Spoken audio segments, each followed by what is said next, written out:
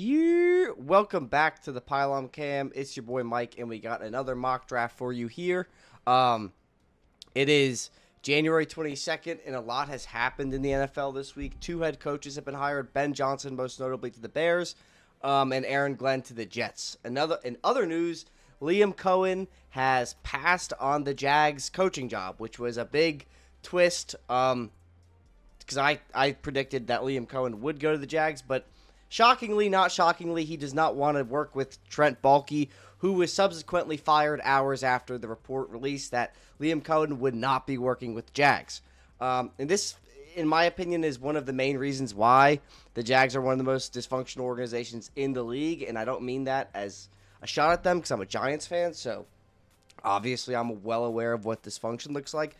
But I think with the awareness around the league, particularly in the front office sector with general managers and head coaches, they're typically dodging arranged marriage situations, which is what the Jaguars were offering these head coaching candidates by not firing Trent Baalke. But now that they struck out on Ben Johnson and Liam Cohen, they went and fired Trent Baalke. So now they're really behind the ball. I have no idea what they're going to do unless they could somehow convince Liam Cohen to not take the Bucs OC job. I don't know if that's set in stone yet, but Jags are a mess, and they're really wasting Trevor Lawrence, so it's a shame. I wish they would figure it out. The other important news is that Mike Borgonzi announced today with the Tennessee Titans, a new hire for the new general manager for the Tennessee Titans, that they will be using the number 1 overall pick on a generational talent.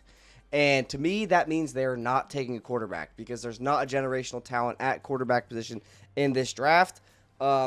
And I think on FanDuel, it's plus 150 odds for Travis Hunter to go number 1 overall behind Cam Ward, who's like plus 115. And this is January 22nd, so obviously a lot's going to change between now and the end of April.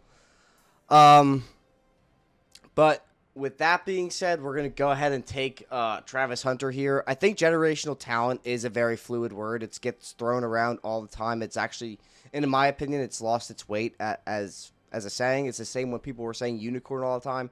But Travis Hunter probably is the closest thing to a generational talent in face value of what the term means, being he's the first player we've seen in a very long time who could play both ways at a very high level. I think and I mentioned this last video, the whole idea of him being not the best corner, not the best wide receiver, so why are you taking him in the top 3?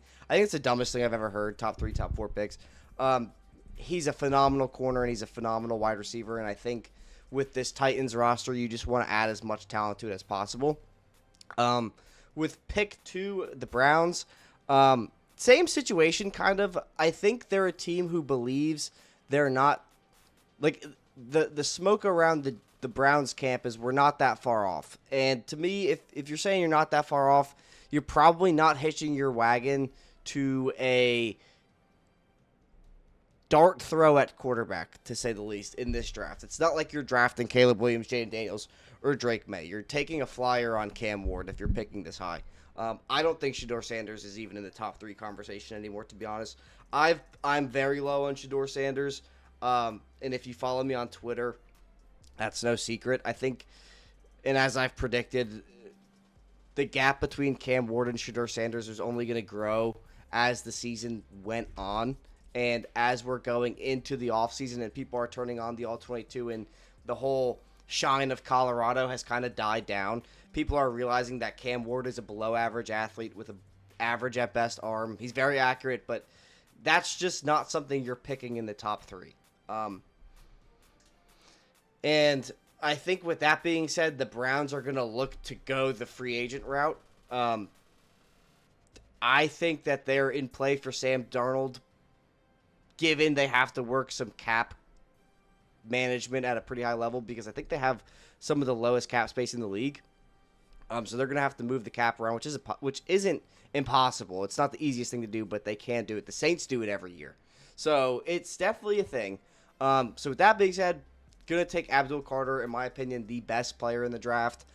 Pair him up with Myles Garrett, who the Browns truly have not put next to Myles Garrett, that premier premium edge talent, his entire year in Cleveland. They tried a few times, but I think if Abdul Carter comes in and is as good as I think he'll be, or as I'm projecting him to be, Um, yeah, it's going to be tough passing on Cleveland. It's going to be tough running on Cleveland. They have a stout D-line with Dalvin Tomlinson, former Giant, in the middle. And I just think that this team, I truly believe this team, like, I agree with the sentiment. It's not far off. If they had any type of quarterback play last year, they probably win more games than, I mean, they're not picking at pick 2, obviously, but I think it's kind of understated how bad, like, if of the teams affected by bad quarterback play, I think the Browns were held back the most by bad quarterback play. But the Giants on the clock at pick 3, I think this is the dream scenario for the Giants. And this is where Cam Ward's going to come off the board. So, in my opinion, Cam Ward, and I think I'm in the minority with this, Cam Ward is way better than people are letting on in the consensus sector of things. Because I think doing this for 4 years now, the narrative game is real. And prospects get affected by it the most with the national media coverage. And then it does affect scouting departments. It happened in 2022 with Aiden Hutchinson. It happened in 2022 with Kayvon. It happened in 2023 with, whoever. 2024, Olu Fashanu was took a big hit of prospect fatigue. And I think with the consensus being all year that Shedeur Sanders was the number 1 quarterback, and now all of a sudden Cam Ward is the number 1 quarterback, consensus is trying to protect itself by saying, well, this actually isn't that good of a quarterback class. Well, all of these guys would be going behind the top six last year, which I don't agree. I think Shedeur Sanders is definitely coming off after the top 6. I think he's going behind Penix, Nix, JJ, 100%. For me personally, I would have Cam Ward somewhere behind Jaden Daniels, who was my QB3 last year. I had Drake May at 1, Caleb at 2, Daniels at 3. And I think Cam Ward is somewhere in the middle of Jaden Daniels and then whoever QB4 was, because it was Michael Penix, and then it was, in terms of draft order, then JJ went, then Nix went, and now you're saying, Bo Nix is one of the better rookie quarterbacks, who it honestly is, but I would like to see him in year 2 before we anoint him. JJ's kind of been anointed by association of this class, and Penix looked really good for a month. And that's not a whole lot of tape, so it'll be interesting to watch Penix next year. I think Cam Ward is firmly ahead of Penix, JJ, Nix in terms of talent and ability to throw the ball. And I think there's just so much to like with Cam Ward. I think his game is very translatable. And I think that this is the dream scenario for the Giants. And then at pick 4 with the Pats, this becomes a really interesting pick because it's a team that you want to add talent. And in my opinion, there's 5 or 6 blue chip guys in this draft. Travis Hunter, Abdul Carter, Ashton Genty, Mason Graham, Malachi Starks, and then you could sneak Will Johnson in there. As of right now, because I have someone who I think is going to be in that blue chip range come April, but I'll talk about him later because I put him really high up in this draft. But with the Pats, you need, obviously O-line is a need, obviously getting weapons is a need, and since we're not doing trades, do you justify it at pick 4? Because I think Ted McMillan, I don't know if I'm taking him at pick 4, especially if we could get T. Higgins or Chris Godwin. And you can maybe even bring in Trey Smith and Chris Godwin, or Trey Smith and T. Higgins, depending on how you structure the contracts. But for me, I think with Mike Vrabel there, who I think was a good hire, that's who I wanted the Giants to hire if they fired Brian Daboll, but they didn't. I think Mike Vrabel immediately pluses this team up. It is a safe hire. I think with these savvy coordinators, you never know what the outcome's going to be. Like, yeah, Ben Johnson was the name, but honestly, KOC is the outlier in terms of sick offensive coordinators working out. More often than not, they do not work out. And I think Ben Johnson was the best on the market, but if you wanted a safe hire who will still plus up your team, Mike Vrabel was the best hire in that regard. And for me, I think he's just going to want to add talent somewhere in the trenches, and I think that's Mason Graham. I think that Ashton Genty is in play. I think Ashton Genty, T. Higgins, Drake May is actually a sick offense, but I don't have the balls to put him here at 4. But we saw what Mike Vrabel did with Derrick Henry, and we saw how that offense worked with Arthur Smith. They brought back Josh McDaniels, so we'll see how it works out, but I think getting the best player on the board is the number one move for the Patriots at pick 4 if they're not going to trade out. Jags at pick 5, so without Balky here, this becomes interesting because I tweeted out like 2 days ago, watch Trent Balky take Mike Green at pick 5 because he is that freak player. I also think Nick Scorton was in play at pick 5 Shamar Stewart was in play at pick 5 with Balky pushing the buttons, but him being gone and Mason Graham being gone, who we took here last week, I think Will Johnson is the play because you have Jerry and Jones, who's probably like the best corner on this roster, which is pretty pitiful. But, you ranked 32 in passing yards allowed with 257 yards per game, and you were 30th in interceptions. So getting a lockdown corner here, cornerback 1, in Will Johnson, who some people have comped to Pat Surtain, which I think is like insane. But Will Johnson is a phenomenal player, great boundary corner, and definitely is a CB1. We'll see if he could fit that mold in the league. I'm high on Will Johnson, but we tout these players up every year, and then most of them end up not hitting. So we'll see what happens. Raiders at pick 6.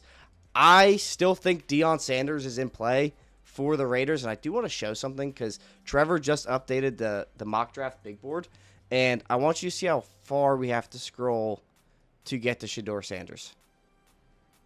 Because this is why I think talking about him as a top 3 pick is ridiculous. He is right here. So we're going to draft him because the Raiders are in on Shedeur Sanders reportedly. They've been on him this entire process. They really like him. And if that's your guy, then take your guy. Like if you have a conviction about someone, I can't hate that. I don't agree with it, but as in Shedeur Sanders, but if that's your guy and that's who you think is going to take your franchise to the next level, then yeah, go get him. And especially if Deion is there, because I think if anybody's going to have the right plan for him, it will be Deion. But anyway, pick 7, the Jets. We're going to go with Tet McMillan again. I think this is the perfect complement to Garrett Wilson. I think Breece Hall is a sneaky trade candidate because you got that whole draft class is ready for contracts, as in Sauce Gardner, Garrett Wilson, Jermaine Johnson, Breece Hall. They're all up. You have the 5th-year option on some of them, but I think what will end up happening is Sauce will sign a contract. Garrett Wilson will get tagged because I don't think he wants to stay in New York. I think he is going to be someone who requests a trade. And I think Breece Hall, like there will be teams like the Chargers or Minnesota who are going to say like, hey, we'll give you our second for Breece Hall, our back end second for Breece Hall. We'll sign him to a contract. And with Aaron Glenn being there, I could see this being a defensive pick, but with how deep that edge room is, and the secondary, you're losing out on DJ Reed, so corner's in play here, but there's no corner to take this high. So I think, going into the year with Garrett Wilson, Xavier Gipson, and Malachi Corley is probably not the best idea. So we're going to go ahead and take Tet McMillan, who's a great complement to Garrett Wilson. And then at pick 8 with the Carolina Panthers, this is a team that needs defense, obviously, and we went with Luther Burden here last year, who I am higher on than consensus, it seems like, because I think Burden is someone who was held back by terrible quarterback play, and his quarterback was bad, and he was hurt. And I think that Burden is just someone who, in this Canales offense, will actually go to the moon. But, this is a predictive mock, so I'm going to assume that we landed Chris Godwin or T. Higgins, and we're taking defense here. And I want to note this. Trevor went ahead and moved my boy Mike Green way up the board. He was in the 40 range on the rankings. He's now at pick 11.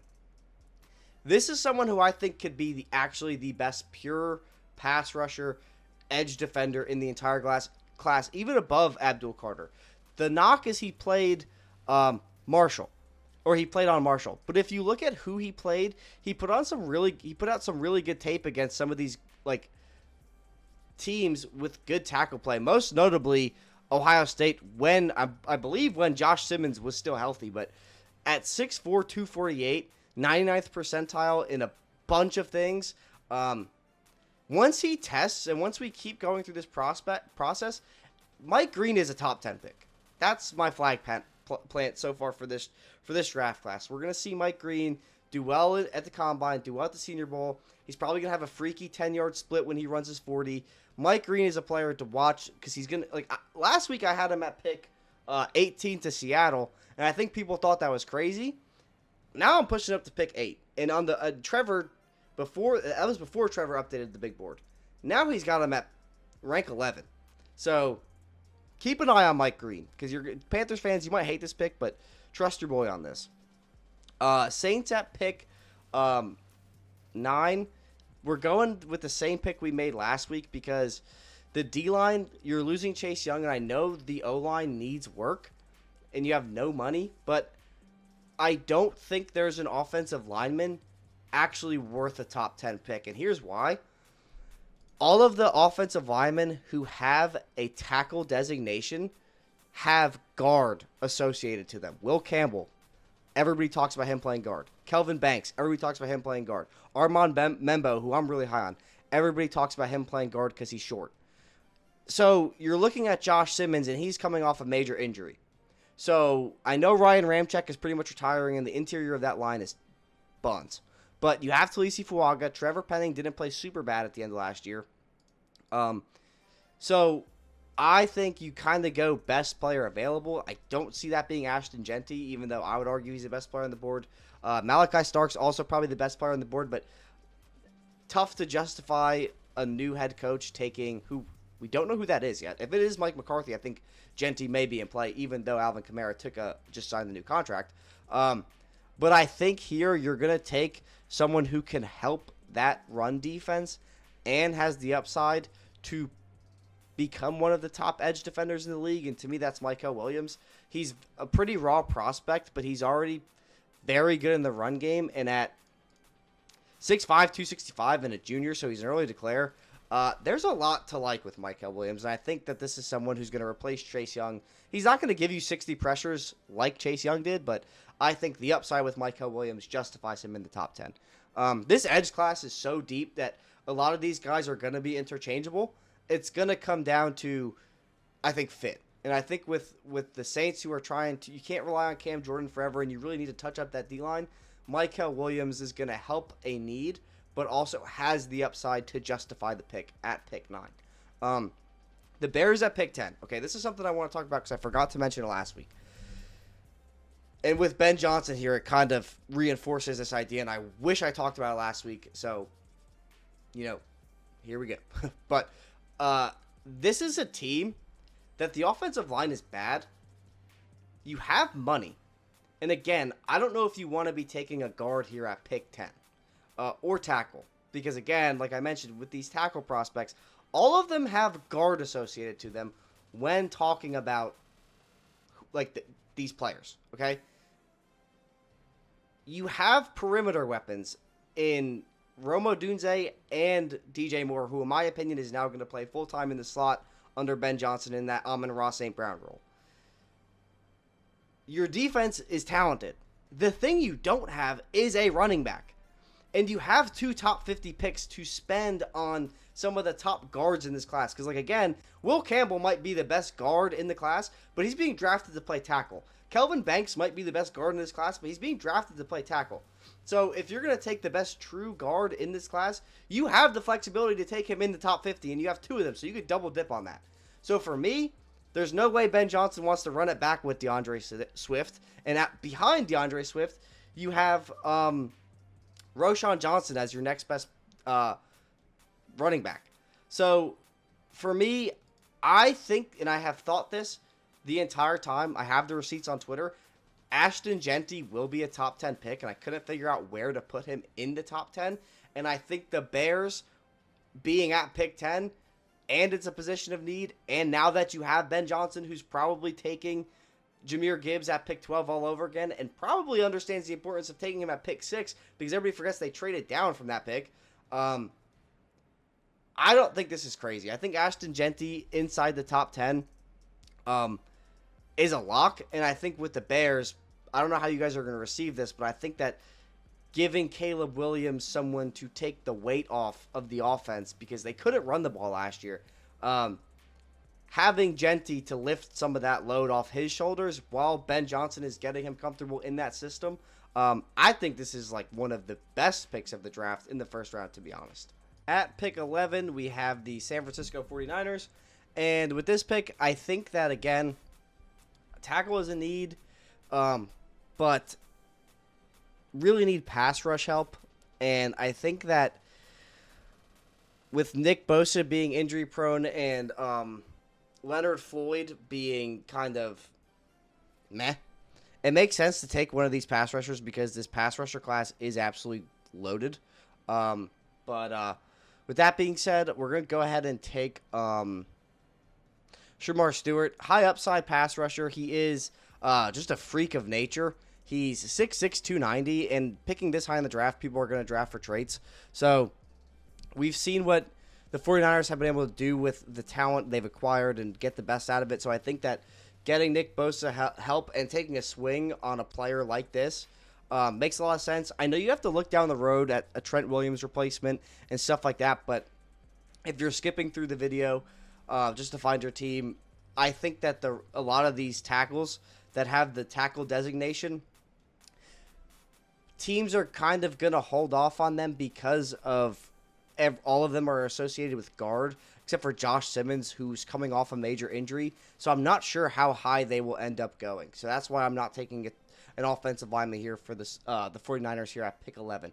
At pick 12 with the Cowboys, the most common spot for Ashton Genty, and he's not available. This is a team that has yet to hire a head coach.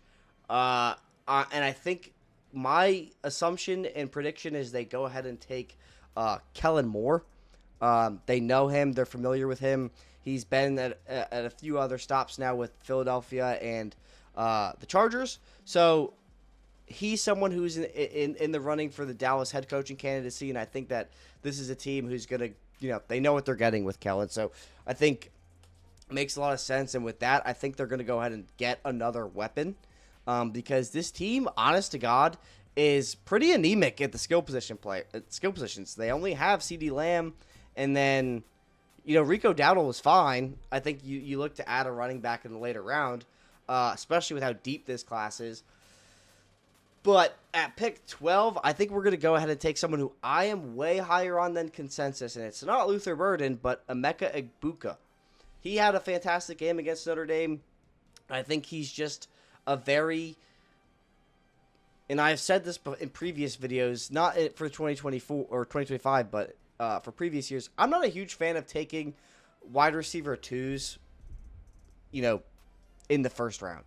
But I think with Egbuka, you're not really, with the Cowboys, actually, you're not really going to find someone who's better than CeeDee Lamb. I think, when you're chasing a top 3 wide receiver in the NFL, that doesn't mean you should ignore wide receiver 2, because this team definitely has needs along the interior offensive and defensive line.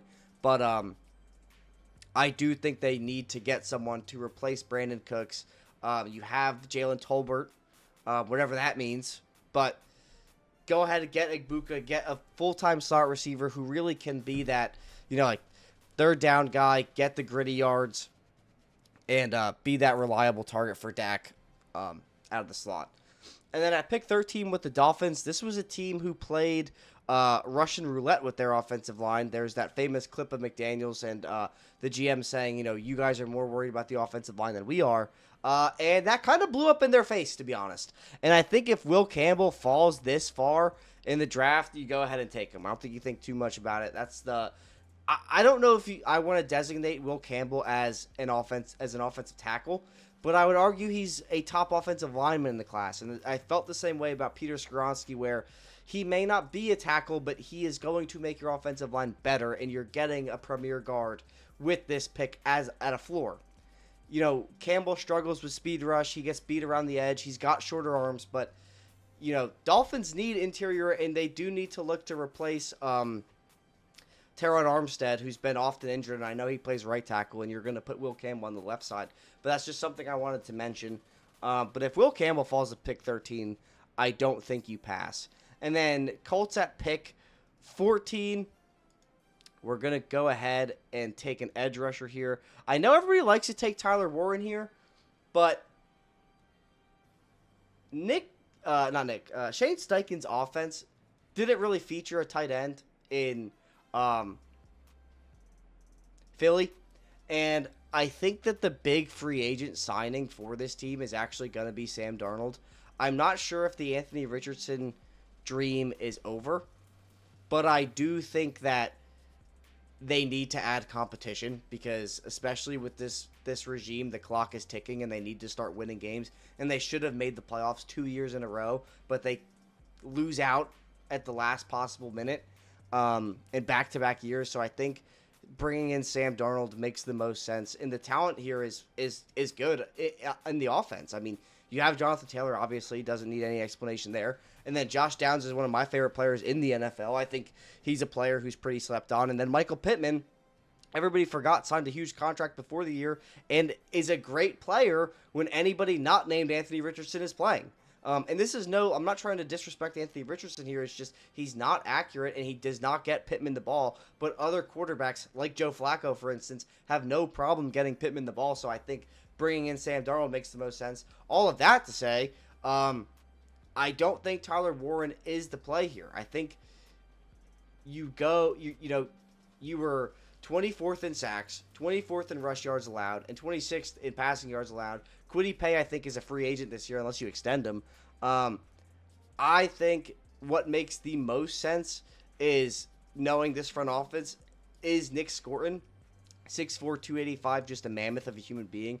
And I think this is the type of player the Colts are going to go after to replace Kwity Paye. And then you have Latu Latu, who's the best pure pass rusher in the class last year. Now you need someone to help in run support. The reason I bring up the passing yards is because people think, oh, that's probably because they have bad corners, but it also is because you have bad pass rush. If you're giving quarterbacks all the time in the world back there to throw the ball, then someone's gonna get open. So it goes hand in hand. I know corner is also a need. You missed Julius Brents for most of the year, who I was pretty high on, and everybody, my brain just goes to the Nico Collins touchdown from Week 18 of 2023. But anyways, Falcons at pick 15.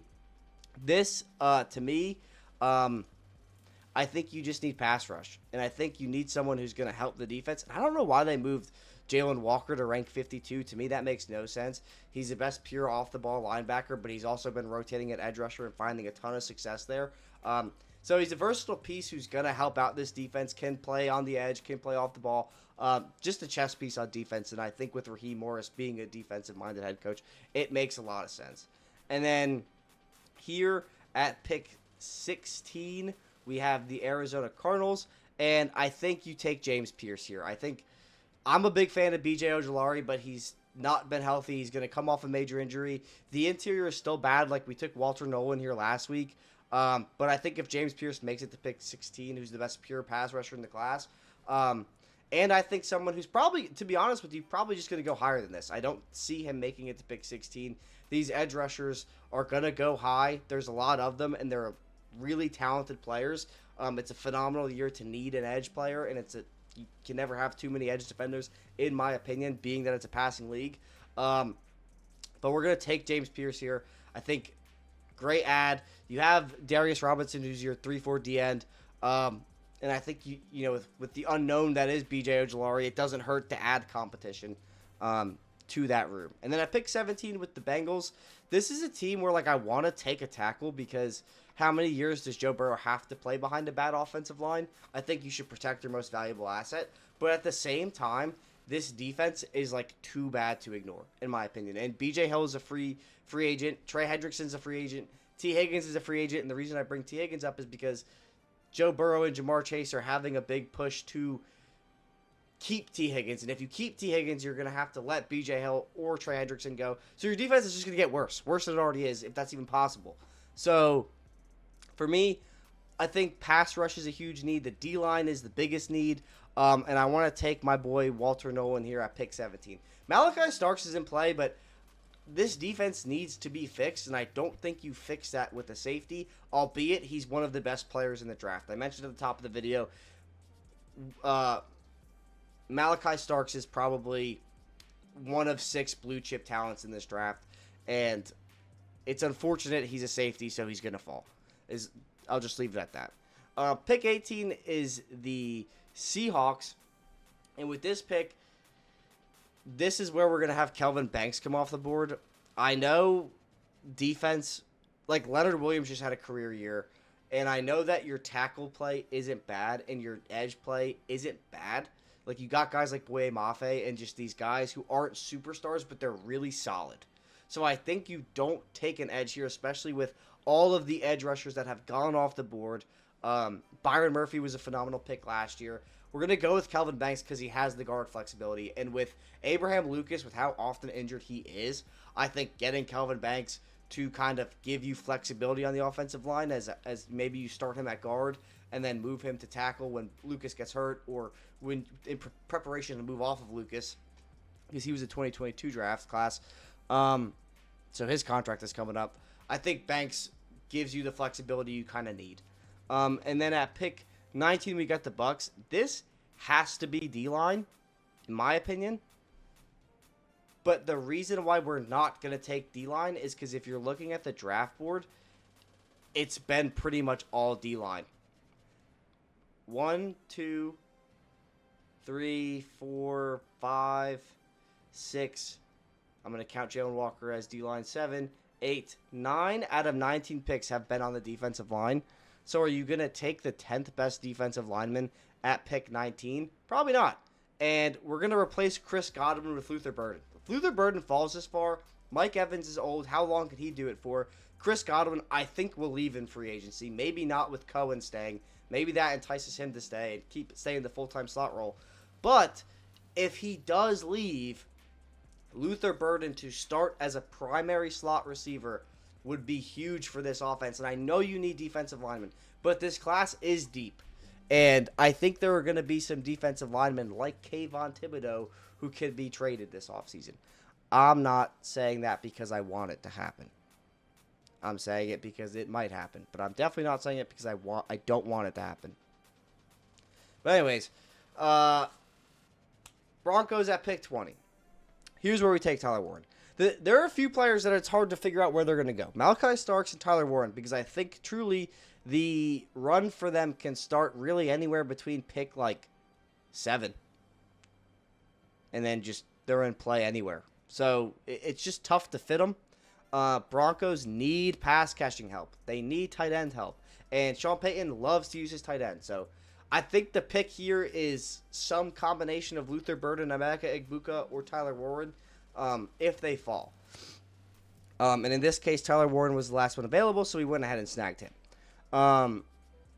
Steelers at pick 21. This is kind of a nightmare scenario because there's no receivers on the board, which is a huge need, and you might trade George Pickens because how much of a headache he's become. I am a huge George Pickens fan, and as Steelers fans, if you're listening to this, you might hate that, but to me, George Pickens is a 1,200-yard receiver who's really just being held back by quarterback play, and honestly, I would be frustrated too. Does he need to show it the way he does? No, not at all, but it's unignorable at this point. So with all that being said, you're probably looking at taking a wide receiver here. I think there's a universe where you take Jalen Milroe here. I don't agree with that, but it's a possibility. I was reading today that some Steelers scouts are very high on Jalen Milroe, and Mike Tomlin will be at the Senior Bowl, so he'll get to see Milroe up close. Who knows? Last time this happened, they drafted Kenny Pickett. So I'm not saying this is going to be Jalen Milroe. It's not even the pick we're making, but prepare yourself if it does happen. But instead, we're going to address the secondary, which is a huge need, and we're going to take Jahdae Barron. I think he's the type of player who the Steelers will fall in love with. He's not afraid to tackle. He has flexibility in the slot and on the boundary. He won Best Corner of the Year award. Just phenomenal player. Huge piece of that Texas playoff team. And yeah, I think this is a great pick for the Steelers at pick 21. Pick 22 is the Chargers. And everybody likes making the cheesy Michigan stuff here, and I'm just not going to do it. I don't know that Colston Loveland is a lock to go in the first round. And I'm saying that because everybody puts him here. And it's like, okay, but their interior defensive line is also terrible. and they could get skill position players or tight ends in free agency. Like, they could go out and get T. Higgins, which then if they get T. Higgins or Chris Godwin, it's like, well, they probably wouldn't get Chris Godwin because they got Ladd McConkey to play the slot. But if they get T. Higgins, it's like, all right, do we need to make this a skill position player? No.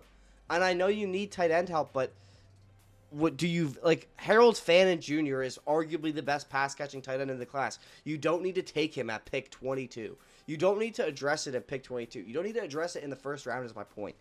And with someone like Derek Harmon available, or Tyleik Williams, or Kenneth Grant, if you're hell bent on the Michigan comparison, that you got options. I'm going with Derek Harmon here because I think he's probably one of the best true interior defensive linemen in the class. Exceptional in the passing game, exceptional in the run game. I think Harbaugh is going to want to address the defensive line, especially with losing Khalil Mack, because his plan is to become an unrestricted free agent. He's staying in the league. Maybe he signs with the Chargers again, but the point remains is now that already weak unit is getting weaker. So I don't think that this is going to be Colston Loveland. If it is, whoa, are we shocked? Not really, but do we expect it? No, because there are bigger fish to fry on this team, and Derek Hartman is the first step to frying that fish. Anyways, pick 23, we got the Packers. This is a team that, like, you could go corner because you're probably losing Jair Alexander, but do you take Siobhan Revel here is the question, being that he's coming off the injury. Who knows what he's going to look like? Do you take Trey Amos? Do you take Benjamin Morrison? I think with the failure that has been Lucas Van Ness, I often forget he even exists. And with just how kind of poor this pass rush has been, specifically on the interior, I am going to go ahead and take Kenneth Grant. I think that Tyleik Williams is the sexy name, and he did just win the national championship game. But are we sure he's better than Kenneth Grant? And yes, Kenneth Grant has the added benefit of playing with Mason Graham. But he's just been so disruptive on the interior. And not that Tyleik Williams hasn't been. I just think Kenneth Grant has had the better season and is coming off the better year. It's really going to come down to who tests better. Because Tyleik Williams could go as high as pick 10 or 11. It's just, the draft is a crapshoot and anything can happen. And in this scenario, we are going to take Kenneth Grant over Tyleik Williams. Pick 24, we have the Vikings. And this is a weird spot because Malachi Starks is still on the board. And I didn't think it made sense to take him to the Chargers or the Broncos, who kind of could use him. But it's such a tough position to fit into the draft because positional value says it's not that high or it's not that important of a pick, and I was very against that when Kyle Hamilton was coming out because I knew for certain he was like the top 3 best players in the class. So same with Tyler Linderbaum that year, but people kept yelling at me positional value, and I ignored them. But this year, it's just such a weird class because there's so many good edge rushers and so many good defensive linemen that it's kind of like these defensive needy teams I think will prioritize that over Malachi Starks, like the Bengals. The Bengals are a huge pivot point for Malachi Starks. So for the Vikings, you have Harrison Smith, who's getting older. He is a top player in the class. Like, I can't stress that enough. He is one of the best 6 players in the class, but how many teams are going to take a safety that high? So for me, this was the best spot I could fit him in, and I thought it also made sense because he's going to be with Harrison Smith, and he's going to be handed off leadership to that defense after Harrison Smith retires. So it makes sense here, in my opinion. It's definitely not the sexiest pick, but drafting a safety is never the sexiest pick, especially if it's in the first round. Texans at pick 25. Again, these tackles all had the guard designation. The only one that didn't is Josh Simmons, and the interior offensive line is the reason the Texans were as bad as they were this year, and they still made the playoffs. I'm not saying they're a bad team, but I think if you could take Armand Membu and put him in at guard and then have him rotate to tackle, because he had some really good tackle tape at Mizzou. Like, I'm not saying he's not a tackle, but I think tackle's not the biggest need for the Texans. And you could get a talent like Membo, who I had last week. He went high. I'm trying to remember where I put him. Hold Hold on, I might have it right here. I had him go.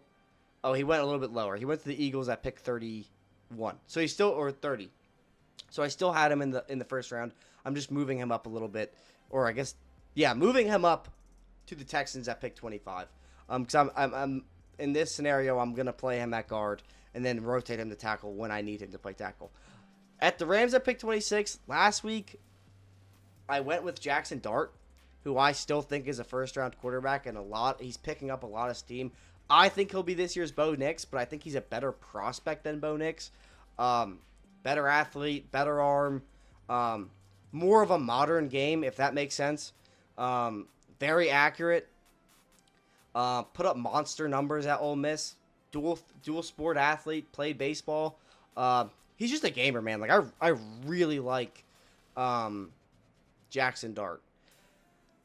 And I think he's actually in play pretty much anywhere on this board, starting with the Seahawks, because he's only going to move up. And last week I had him here at pick 26, and this week we're keeping him here at pick 26. I don't know why Trevor hates him, but I think Jackson Dart is perfect for the McVay offense. It's perfect for him to learn behind Stafford. I think that this team has needs at tackle and corner, but taking your quarterback when you can, because I think you might not see a Jackson Dart fall this far in different drafts. This is an organization that's typically not planning on picking high. So, again, people probably aren't going to... I don't think the Matthew Stafford trade happens in 2025 or beyond. I think that was a pivot point in the NFL when that trade happened, pivoting towards it's an offensive passing league. I don't think that trade happens in 2025. I think that if a player like this is going to fall into your lap at pick 26, it's not Jalen Milroe who's a project. Jackson Dart is a player who needs to get better at processing and anticipating. God-given talent and actually being a pocket passer and having good pocket awareness, he has it already. So if you could let him sit and get comfortable in an offense and develop those skills, you might have a franchise quarterback at pick 26. Again, Jordan Love wasn't a top... I'm not saying Jordan Love is like the best quarterback in the NFL, but Jordan Love wasn't a top 5 pick. I'm just saying you don't need to be picked in the top of the first round to be Jalen Hurts, I don't like Jalen Hurts. I think he's the most overrated player in the NFL, but he's playing in the NFC Championship. He's not a top 5 pick. Russell Wilson, all these guys fell in the draft. You don't need to be picking the top 5 to find your franchise quarterback. So with that being said, we're taking Jackson Dart here at pick 26 again to the Rams. And then at pick 27, we have the Baltimore Ravens, and again, desperately need corner help. I think Siobhan Revel is a top corner in the class, and this is a unit that needs to be addressed. They need pass rush help. Jack Sawyer was in play for me here. I think he's a player who's only going to move up the draft board as well. But again, how many edge rushers can go inside the top 20? I don't know. So, unfortunately, he's falling. And then at pick 28, this is where Jack Sawyer is going to go off the board to pair up with Aiden Hutchinson, who, again, this is a unit, unfortunately, decimated by injuries all year. Jack Sawyer just, I hate to use this, but it's because it's cliche, but a gritty player, high motor, aggressive, just a good pass rusher. He has good tape against a lot of teams with good tackle play. That being, if this will load. Let's see here. Texas stands out to me. Oregon, game 2 stands out to me. Tennessee, Michigan, Purdue. Just a lot of good tape against good tackles. So I think, and then obviously has the clutch play against Texas in the playoffs. So with that being said, we're going to stick Jack Sawyer here. And then the Commanders at pick 29. Who thought the Commanders were picking at pick 29? Not me. But I lost my spot. I don't think you could have Benjamin St. Juste playing as much as he is, and I think edge rush is a need for this team. We did go edge last week, but with the edge rushers gone, you're really looking at like Princely Umanmielen, who I'm very high on. I think this Ole Miss team is actually kind of loaded, low key, because another Ole Miss player that I kind of want to shout out real quick, Trey Harris, is someone I absolutely love. just dominant player. 5.15 yards per route run is absolutely absurd. He just gets hurt a lot. It's the only downside. But good tape against a lot of good teams, specifically LSU, who has some corners who will be drafted in the top 3 rounds. Specifically, looking at what's his name, Zay Alexander, who took a huge step up this year. But with Washington again, how far does Benjamin Morrison slide because of the injury? You know, I think he may fall. I may have him falling too far. But we're gonna go ahead and take Trey Amos here. Trey Amos, to a lot of people, is the best corner in the draft. I don't know if I'd have him above Jahdae Barron or Siobhan Revel, but very good corner. Took a huge leap this year. And I think with Washington, secondary is a huge need for this team. Along with a lot of other things, like the D-line does need to be touched up. Maybe you bring Chase Young back home. 60 pressures a year isn't something to stick your nose up at. But anyways, Buffalo Bills definitely need to address the defensive line here. And I think this is where we're going to see Tyleik Williams come off the board. If I can find them. There we go. I think, you know, run defense is a huge need for this team. If you know, you got ran on by a lot of teams this year. The secondary needs work as well, but I think with kind of the lack of pressure or presence of the defensive line, and with a lot of these players aging or getting hurt, like Matt Milano, who, yeah, he's an off-the-ball linebacker, but he is a presence in the run game. You definitely need to touch up the defensive line. Pick 31 for the Eagles. This is just going to be whatever trench player they want, and with Josh Simmons falling this far, don't think you could go wrong with that pick.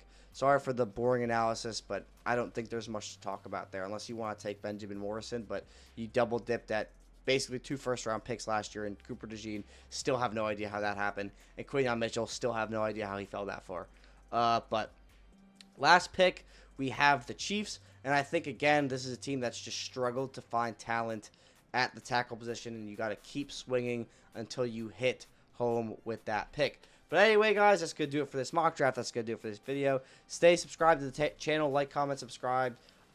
Working on some other projects. Got a Titans video coming down the pipe. But with all that being said, thanks you for tuning in, and I'll catch you in the next video. Peace!